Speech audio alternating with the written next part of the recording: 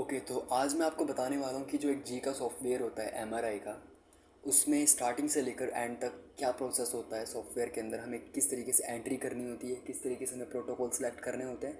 वो सारी चीज़ें मैं आपको इस वीडियो में आज बताने वाला हूँ। तो ये जो आपको अभी स्क्रीन पे दिखाई दे रहा है, ये अभी पूरा एमआरआई का प्रॉपर सॉफ्टवेयर है। ये 1.5 टेस्ला मशीन है जीई की, जो सिग्ना क्रिएटर इसका मॉडल है। और इसका जो सॉफ्टवेयर है, एक्चुअली जीई के जितने भी सॉफ्टवेयर होते हैं वो देखने में एक जैसे ही होते हैं। तो इसमें सिंपली क्या करना होता है, यहाँ पे आप मेरे कर्सर को फॉलो करो। जो ये कर्सर दिखाई दे रहा है इसको आपको फॉलो करना है। तो इसके अंदर किन स्टार्टिंग से देखते हैं। ऊपर देखो, ये 3 ऑप्शन हमें दिए गए हैं। जो ये फर्स्ट ऑप्शन है, यहाँ पे हमारा पेशेंट डाटा फिल होता है। यहाँ पे हमें जो भी पेशेंट से रिलेटेड जो भी इंफॉर्मेशन हमें फिल करनी है वो हमारे यहाँ से इस वाले हम ये 3 ऑप्शन है। तो जो सबसे फर्स्ट वाला ऑप्शन है, ये वाला ऑप्शन, इसके अंदर ही हमारा जितना भी ये चीज़ें हैं, प्रोटोकॉल सिलेक्शन या फिर पेशेंट डाटा एंट्री, जो कुछ भी है वो सारा हमारा इसके अंदर आता है। तो अब जो सेकंड ऑप्शन आता है, इसके अंदर हमारी ओल्ड पेशेंट लिस्ट होती है, यानी कि हमने जितने भी केसेस किए हैं वो सारी एक लिस्ट हमें यहाँ पर दिखाई देगी। यहाँ पे इस वाले कॉलम में हमें पेशेंट का नाम विद स्टडी और उनकी आईडी वगैरह जो भी है वो सभी हमें इस वाले बॉक्स में दिखाई देगी। इससे नीचे वाले बॉक्स में अगर हम आते हैं तो हमने उस पेशेंट की स्टडी में किस किस सीक्वेंस का यूज़ किया है, किस किस सीक्वेंस को रन किया है, वो सारे सीक्वेंसेस हमें इस वाले कॉलम में दिखाई देंगे। और जैसे ही मैं किसी भी सीक्वेंस के ऊपर क्लिक करता हूँ तो नीचे जो ये कॉलम बनकर आती है, इसके अंदर हमारे सीक्वेंसेस के अंदर जितनी भी इमेजेस है वो एक एक इमेज में ईजिली दिखाई देती है। इसे स्क्रॉल साइड करेंगे आप तो इसमें आपको पूरा दिखाई देगा कि इमेजेस कितनी ली गई हैं।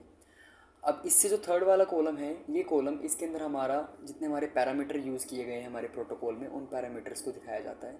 जिसमें हमारी फ्लिप एंगल कितना दिया गया है, टोटल नंबर ऑफ़ इमेजेस कितनी है, टी कितना है, इको कितने कितने इंटरवल पर लिया गया है, टी आर हमने कितना रखा है, F O V, thickness, matrix, snacks वगैरह सबकी जितनी भी चीज़ें हैं वो हमारी इस कॉलम के अंदर हमें दिखाई देंगी।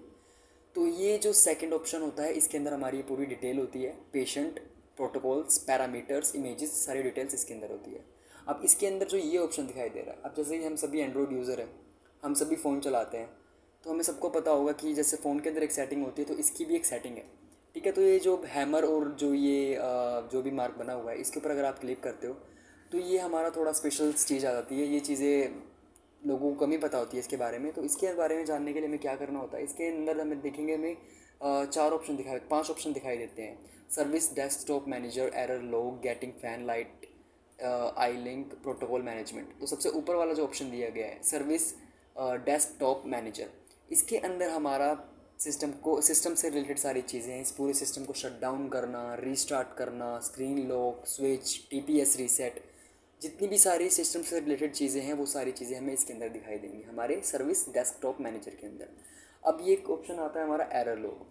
तो एरर लॉग, अगर हमें स्कैन करते टाइम पे कोई भी प्रॉब्लम हो रही है, स्कैन करते टाइम हमें कोई भी ऐसी प्रॉब्लम का सामना करना पड़ रहा है जो हमारी समझ में नहीं आ रहा है, तो वो एक एरर होता है।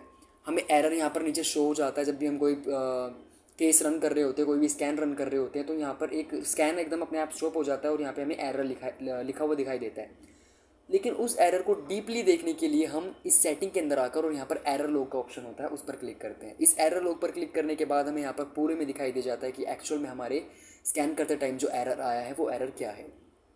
ठीक है, तो अब थर्ड ऑप्शन पर आते हैं। थर्ड ऑप्शन हमारा गेटिंग फैन लाइट। अब हमारी जितनी भी गेटिंग्स होती हैं, जैसे कि जो एमआरआई के बारे में अच्छे से जानता है, एमआरआई स्कैन करना जानता है, उसको पता होगा कि कुछ स्कैन ऐसे होते हैं जिसमें हमें गेटिंग्स ऑन करनी होती है। जैसे कि हमारी cardiac getting, respiratory getting, PG getting, pulse getting.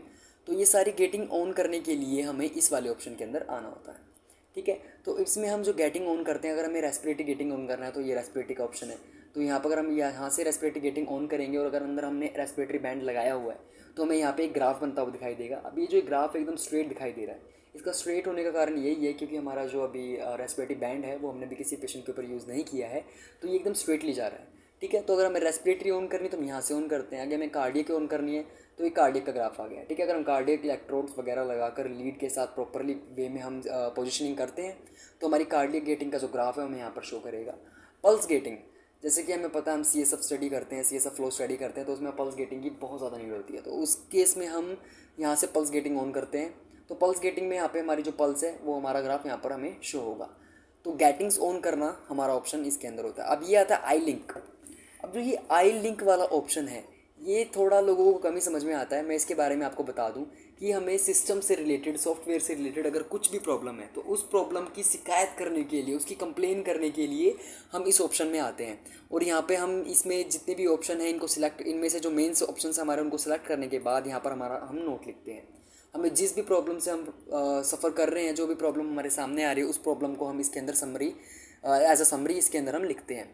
तो आप 2000 वर्ड्स, कम से कम 2000 वर्ड्स के अंदर यहाँ पर अपनी प्रॉब्लम को लिख सकते हैं और यहाँ पर जाने के बाद आप इस फॉर्म को सबमिट कर सकते हैं। तो जीई के सॉफ्टवेयर की एक बहुत ही खास बात है कि अगर आपको कोई भी प्रॉब्लम आ रही है तो आप इसके सिस्टम से ही कंप्लेन कर सकते हैं। अब प्रोटोकॉल मैनेजमेंट, अब ये जो मेन ऑप्शन आता है, ये ऑप्शन होता है हमारा प्रोटोकॉल मैनेजमेंट का। यानी कि जीई में जो भी स्टार्टिंग में जो एप्लीकेशन वाले आते हैं वो अपने प्रोटोकॉल सेलेक्ट करके जाते हैं, वो मशीन के अकॉर्डिंग, क्वालिटी के अकॉर्डिंग अपने प्रोटोकॉल सेलेक्ट करके जाते हैं। लेकिन कई बार क्या होता है कि हमें प्रोटोकॉल्स में कुछ गड़बड़ लगती है और हम उन्हें अपने तरीके से मैनेज करना चाहते हैं, तो उस वे में हम इसमें अपने तरीके से प्रोटोकॉल सेलेक्ट कर सकते हैं। तो यहाँ से प्रोटोकॉल मैनेजमेंट हम अपने लिए खुद ही एक स्पेशल प्रोटोकॉल बना सकते हैं। जैसे कि अगर आप अदर में जाओगे तो अदर में जाने के बाद ये जितने भी प्रोटोकॉल है ये मेरे द्वारा बनाए गए हैं, ये मैंने ही बनाए हैं सारे प्रोटोकॉल। आप देख सकते हो हर प्रोटोकॉल के आगे जे और हैशटैग लिखा हुआ है। जे मीन्स मतलब मेरे नाम से स्टार्ट है। तो ये सारे प्रोटोकॉल मेरे थ्रू बनाए गए हैं। तो आप इस प्रोटोकॉल मैनेजमेंट के अंदर जाकर प्रोटोकॉल सेल्फ भी बना सकते हो।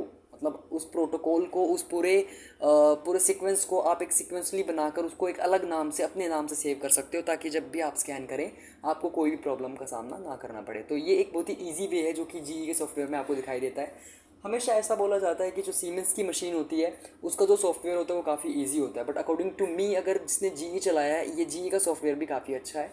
अगर आप जीई के सॉफ्टवेयर पर अच्छे से काम कर लेते हो तो आई थिंक आप किसी दूसरे सॉफ्टवेयर पे भी ईजिली काम कर सकते हो। तो ये 3 ऑप्शन हैं हमारे। अब मैं एक बार पूरा आपको तरीके से बताता हूँ। जैसे कि स्टार्टिंग का जो फर्स्ट ऑप्शन है इसमें हमारी पेशेंट डिटेल होती है। इसमें यहाँ पे प्लस का ऑप्शन है, इसके ऊपर जब हम दबाते हैं तो यहाँ पे हमारे सामने कुछ ऐसा इंटरफेस खुल कर आता है। तो इसके इंटरफेस में यहाँ पे स्टार्टिंग में हमें पेशेंट का नाम लिखना होता है, देन पेशेंट की आईडी, देन वेट, फिर हमें उसकी एज डालनी होती है, देन उसका जेंडर क्या है वो डालना होता है, एग्जाम डिस्क्रिप्शन कि हमारा जो पेशेंट है उसका कौन सा स्कैन हो रहा है हमें वो डालना है, और फिर बाकी जो कॉलम हम उसमें कुछ भी लिख सकते हैं। जैसे हमारे रेडियोलॉजिस्ट का नाम, हमारे जो रेडियोलॉजिस्ट है जो इसके पेशेंट की रिपोर्ट करने वाले हैं हम उसका नाम लिख सकते हैं। रेफर्ड फिजिशियन यानी कि उस केस को करने के लिए जिस भी डॉक्टर ने रेफ़र किया है उसका नाम हम इसके अंदर फिल करते हैं। तो ये सारी चीज़ें फिल करने के बाद यहाँ पर एक ऑप्शन हमें दिखाई देता है शो ऑल प्रोटोकॉल्स। तो शो ऑल प्रोटोकॉल्स पे जैसे ही आप आएंगे तो यहाँ पे हमारे हेड टू टो, हेड से लेकर टो तक जितने भी प्रोटोकॉल्स हैं वो सारे आपको इसके अंदर दिख जाएंगे। जैसे head, neck, upper extremities, chest, abdomen, spine, pelvis, lower extremities, others, templates. तो अदर के अंदर जो सीक्वेंसेस है वो मेरे थ्रू बनाए गए हैं। तो ये सीक्वेंसेस मुझे काफ़ी कंफर्ट लगते हैं क्योंकि मुझे बार बार हर जगह से ढूंढने नहीं पड़ते, ये एक ही बार में सारे सीक्वेंसेस सेव किए गए हैं, जो कि मुझे हर स्कैन करते टाइम में ज़्यादा मेहनत नहीं करने देते। तो कुछ ऐसा इजी सा सॉफ्टवेयर है हमारा जीई का। आज मैंने आपको सॉफ्टवेयर बताया, देन मैं आगे और स्कैन्स की वीडियो डालूंगा जो आपके लिए भी काफ़ी हेल्पफुल होगी। और आई थिंक ये आपके लिए हेल्पफुल होने वाली है क्योंकि जब स्टार्टिंग में मैंने जीई का सॉफ्टवेयर सीखा था तो मैंने यूट्यूब पे, गूगल पे, हर जगह इसको सर्च करने की कोशिश की, बट मुझे इस सॉफ्टवेयर के बारे में जानकारी देते हैं। बट मैंने आपको ईजिली एक वीडियो में बता दिया है। आई थिंक ये वीडियो आपके लिए बहुत ज़्यादा हेल्पफुल होने वाली है। तो इस वीडियो को देखो और अपने, आपके जो और भी दोस्त हैं जो एमआरआई सीखना चाहते हैं और सॉफ्टवेयर उनके सर के ऊपर से जाता है, उनको ये वीडियो भेजो, उनके भी काफ़ी समझ में आएगा। और धीरे धीरे मैं ऐसी और वीडियो बनाऊंगा। पूरे एक स्कैन की वीडियो भी मैं स्टार्टिंग से लेकर एंड तक बनाने वाला हूँ। हमारे ब्रेन से लेकर, नेक से लेकर, spine, lumbar spine, dorsal spine, whole spine, abdomen, ये सारी वीडियोज़ मैं इस चैनल पर डालने वाला हूँ। तो इस वीडियो को और चैनल को अच्छे से शेयर करो ताकि आपकी भी हेल्प हो और मुझे भी मज़ा आता है वीडियो बनाने में। So thank you.